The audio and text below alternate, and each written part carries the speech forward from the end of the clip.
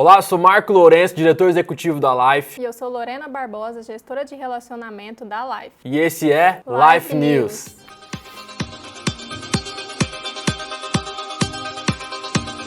Hoje vamos falar um pouco sobre o impacto da economia e o que esperar depois da quarentena. Hoje vivemos dois problemas, que é a saúde e a economia. Muitas vezes as pessoas confundem economia, acreditam que economia só tem a ver com ganhar dinheiro, com riqueza. Mas na verdade, quando a gente traz aqui o problema da economia, nós estamos falando das pessoas, dos empregos e o impacto que isso vai levar para as pessoas no âmbito social. Porque a conta é simples. Se a empresa não tem demanda, ela não vende. Se ela não vende, ela não tem dinheiro. Se ela não tem dinheiro, como que ela vai pagar seus colaboradores e empregados? Logo, toda uma cadeia é prejudicada. E quando uma empresa é prejudicada, outras empresas em cadeia vão sendo prejudicadas também. Porque pensa comigo, se eu não tenho demanda, se eu não tenho vendido, eu não compro do meu fornecedor. Se eu não compro do meu fornecedor, ele não compra do produtor. Se o produtor não está vendendo, ele não compra matéria-prima. E se não está vendendo matéria-prima, ninguém vai colher matéria-prima. Logo, isso começa a ter uma reação em cadeia e prejudicar várias empresas e pessoas nesse processo. Isto porque eu só estou falando de venda de um produto. Lembrando que a empresa tem vários outros fatores, como o imóvel, que está ligado ao aluguel, como o marketing, está ligado à propaganda, como panfletos, telefonia, internet, várias outras coisas que vão sendo prejudicadas. Logo, estar parado por pouco tempo pode trazer um dano terrível para a economia de um país. Porque o tempo passa muito rápido, então um dia pode significar menos milhões de faturamento e milhares de pessoas prejudicadas nesse processo. E para isso a Lorena trouxe para a gente aqui algumas matérias sobre o que saiu em relação à economia. Temos uma matéria aqui que saiu na CNN Brasil, dizendo que mais 600 mil empresas fecharam as portas após o coronavírus. Pelo menos 600 mil microempresas fecharam as portas e 9 milhões de funcionários foram demitidos em razão dos efeitos econômicos da pandemia do novo coronavírus. É o que mostra o levantamento feito pelo Sebrae e obtido com exclusividade pela CNN.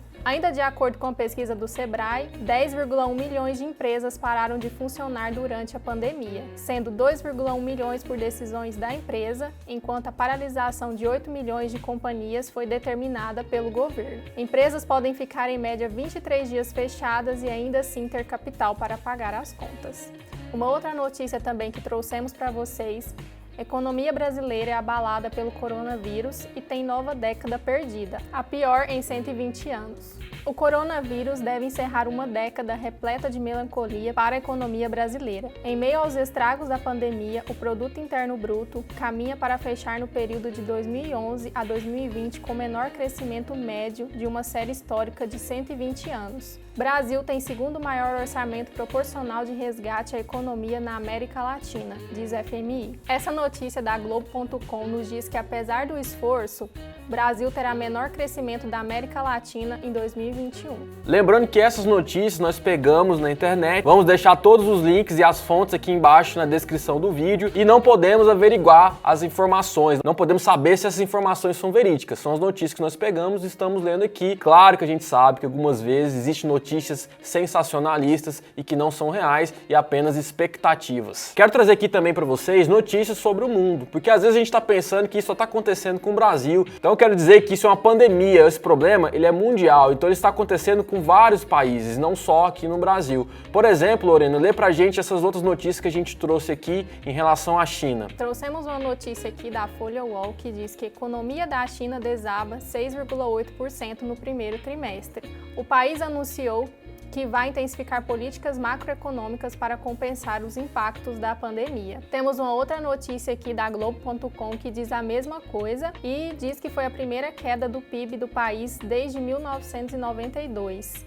quando dados trimestrais oficiais do PIB começaram a ser publicados no país. Em relação à China. Já nos Estados Unidos, tem uma notícia aqui da Exame que fala que os Estados Unidos devem liderar a retração do PIB global em 2020. É isso mesmo, será o país mais prejudicado na economia até agora. E eu trouxe um quadro aqui que o meu editor vai colocar na tela falando sobre o impacto de vários países. Dá uma olhada aí. Os Estados Unidos está com 31,1%, a Alemanha com 7,7%, Japão com 7,1%, a Rússia com 5,8%, a Itália Espanha com 5,7%, a França com 5,5%, o México 4,3%, dentre outros países, e o Brasil com 4,5% de previsão de contração da economia. Realmente não tinha como sair dessa sem ter algum prejuízo. O mundo inteiro está sofrendo com isso. O lado positivo disso é que a batalha vai ser mundial. Logo, os países que tiverem melhor gestão e inovação são os que irão sair melhor dessa. E também é importante lembrar que a economia ela é movida pela confiança e pelo consumo. Então o dinheiro não some do mercado, ele simplesmente para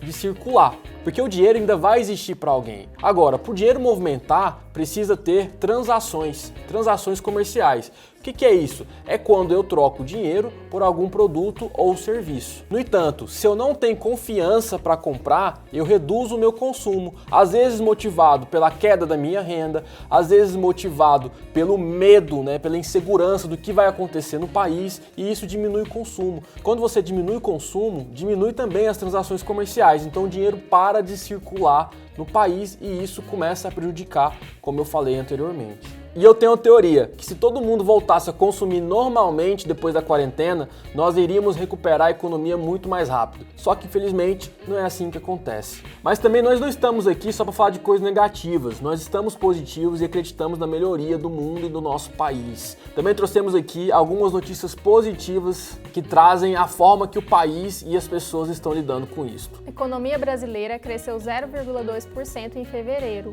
Calcula a FGV. Essa notícia da Globo, ela traz esse título, mas ela já fala um pouco de como será a economia depois, só que é uma notícia positiva, Então, isso quer dizer que a gente estava recuperando a economia, que nós estávamos em crescimento. Produção agrícola deve garantir alento para a economia brasileira em 2020. O campo deve produzir 250 milhões de toneladas de produtos e a maior parte já está vendida. Uma vantagem muito grande é que no Brasil a gente exporta muitas coisas, Principalmente nesse momento foi a agropecuária, que não parou, então movimentou muito. E aqui em Goiás, que é o nosso estado, a gente vai ser até menos impactado, Porque aqui é muito forte a agropecuária e a agropecuária continua crescendo e continua vendendo. E isso é uma notícia muito positiva para a gente. Aqui trouxemos uma outra notícia com as medidas do governo federal para o agronegócio na crise do coronavírus. As medidas anunciadas até agora são prorrogação de dívidas de crédito rural, o governo comprará 500 milhões de agricultura familiar, novas linhas de crédito para pequenos e médios produtores, financiamento para cooperativas e cerealistas, antecipação de benefício social para atingidos pela seca, manutenção de merenda escolar fora do período de aulas,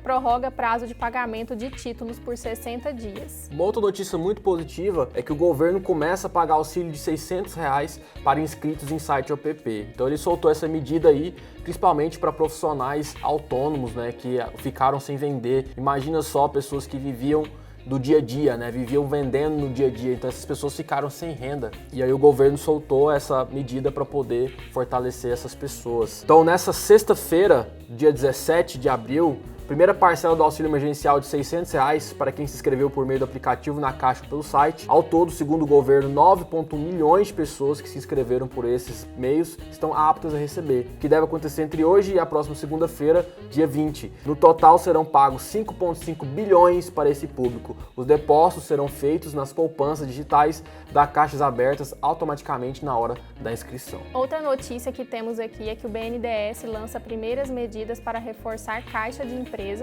e apoiar trabalhadores que enfrentam efeitos do coronavírus. Então o BNDES também se posicionou muito forte, tem ajudado várias empresas aí a poderem se recuperar e pessoas também. Alguma dessas medidas foi transferência de recursos do fundo PIS/PASEP para o Fundo de Garantia do Tempo de Serviço, FGTS, no valor de 20 bilhões, suspensão temporária de pagamentos de parcelas de financiamentos diretos para empresas no valor de 19 bilhões, suspensão temporária de pagamentos de parcelas de financiamento indiretos para empresas no valor de 11 bilhões, ampliação do crédito para micro, pequenas e médias empresas por meio dos bancos parceiros no valor de 5 bilhões. Então, se você também tem uma empresa, você pode buscar o BNDES e poder ver se você consegue empréstimo para poder te auxiliar nesse momento. A Caixa também ampliou medidas para o mercado imobiliário. Algumas dessas medidas são implementação à pausa de 90 dias no financiamento habitacional para clientes adimplentes ou com até 2 parcelas em atraso, incluindo os contratos em obra. Possibilidade dos clientes que utilizam a conta vinculada do FGTS para pagamento de parte de prestação.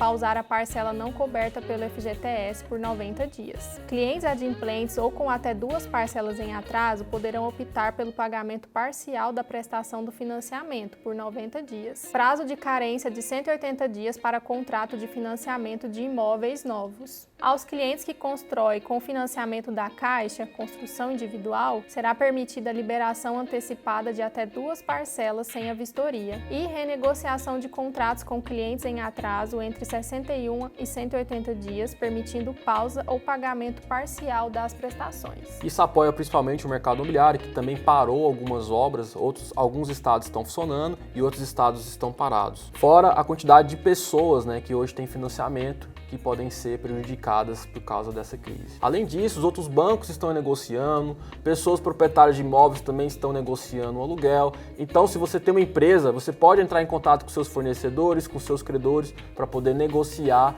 o pagamento dessas parcelas. Agora já trazendo um pouco aqui para Goiás, na data que a gente está gravando esse vídeo, lembrando, dia 18/4, já temos algumas notícias sobre o nosso estado. Goiás deve permitir a retomada de 70% das atividades econômicas. A maioria do comércio deve voltar a funcionar. Tendência é que restaurantes e bares abram as portas, mas tenham restrições. E o nosso governador Ronaldo Caiado postou no seu Twitter que a partir de segunda-feira, 20 de abril, será obrigatório o uso de máscaras para quem precisar sair para trabalhar ou em supermercados, fazer as rotinas do dia a dia. Então é isso, estamos muito positivos em relação a Goiás. E eu quero trazer aqui também uma matéria do Brasil.eupais.com, que ela fala como será a economia após o coronavírus. Eu vou deixar o link na descrição também, se você quiser consultar mais, vai lá e dá uma olhada. Mas o que eu queria falar sobre a economia pós-quarentena? Que as coisas mudaram, então o mundo provavelmente não será mais o mesmo depois de tudo isso que a gente viveu. Por que isso? Porque a forma de consumir mudou, né? Hoje a gente está mais conectado, a gente está mais no digital, então muitas pessoas que só tinham o costume de comprar fisicamente começaram a comprar agora online. Outro fator é que o coronavírus ele não vai sumir de um dia para a noite, então mesmo a gente voltando da quarentena, a gente ainda vai viver esse problema do coronavírus, então a gente vai lidar com esse vírus durante muito tempo, que pode mudar drasticamente os hábitos de consumo das pessoas. Então o que eu quero te dizer é que se você hoje tem um negócio, você tem uma profissão, que você fique atento a essas mudanças, né? As coisas que podem mudar daqui para frente e busque se inovar. E de repente você pode trazer coisas diferentes para dentro do seu negócio, buscar formas diferentes de poder sair dessa crise melhor. Eu vi várias pessoas paradas, sem fazer nada, e eu vi várias pessoas se adaptando a esta realidade e tornando sua empresa melhor, de alguma forma conseguindo, né, prosperar ou pelo menos manter seus negócios, seus colaboradores e empregados dentro da empresa. Então eu acredito que neste momento o maior desafio é você buscar inovar, é buscar ser diferente, enxergar as possibilidades, parar de ver só os problemas e começar a ver também as soluções, né, para a sua vida, para a sua profissão e dentro dos seus negócios. Esse momento é um momento de união e nós estamos vendo várias empresas e pessoas ajudando umas às outras. Temos pessoas hoje no mercado online distribuindo cursos de forma gratuita, pessoas se ajudando, doando cestas básicas e também temos visto grandes empresas fazendo doações de dinheiro para o governo e para outras entidades também. Esse é um momento de solidariedade que juntos vamos conseguir. Então é isso, o problema é de todos e para isso precisamos nos unir para se tornar cada vez mais forte e superarmos essa crise. Para finalizar, eu queria trazer aqui o exemplo no reportagem da Rosângela Roesser, que era uma dona de confecção na cidade de Francisco Beltrão. Ao perceber que a Covid-19 estava se espalhando, a empresária teve a ideia de produzir máscaras de tecido. E essa empresária está produzindo hoje mais de 150 máscaras por dia. Outra coisa que eu queria deixar aqui para encerrar é que após as crises, tendemos a ter uma evolução muito grande. Vou trazer aqui uma imagem para vocês verem, na época da Segunda Guerra Mundial, quando Hiroshima foi atacada, como era a cidade antes e o que se tornou depois. Então isso, por exemplo, foi uma grande crise para o Japão, mas que trouxe uma grande evolução pós essa crise. Uma outra grande crise que existiu foi em 1929, que foi uma queda gigantesca para os Estados Unidos, que foi uma crise conhecida como Grande Depressão. Só para vocês terem ideia, alguns pontos que essa crise levou aos Estados Unidos. O PIB nominal dos Estados Unidos caiu aproximadamente 50%, o desemprego disparou disparou e alcançou 27%, era 4% antes da crise. Importações caíram 70%, exportações caíram 50%, diminuíram em 90% os empréstimos nacionais, produção industrial caiu no mínimo 1/3, produção de automóveis foi reduzida em 50%, salário médio na indústria caiu 50% e falência de milhares de empresas e bancos. E olha hoje a potência que os Estados Unidos se tornou. Então eu quero dizer para você que tenha esperança, eu acredito muito que a gente vai evoluir, que a gente vai transcender após essa crise e nos tornarmos muito melhores. E assim encerramos mais um Life News. E se você curtiu, deixa um curtir aqui, ou se não curtiu também, deixa um dislike pra gente entender como que tá a nossa comunicação com você. Compartilhe com as pessoas que você gosta, que você acha que é importante ver esse vídeo. E também se inscreve no nosso canal aqui da Live, que a gente tá sempre trazendo coisas novas. E ativa o sininho para ser notificado de todos os nossos posts. E nós agradecemos muito por ter estado com a gente até agora. E é isso aí, muito obrigado.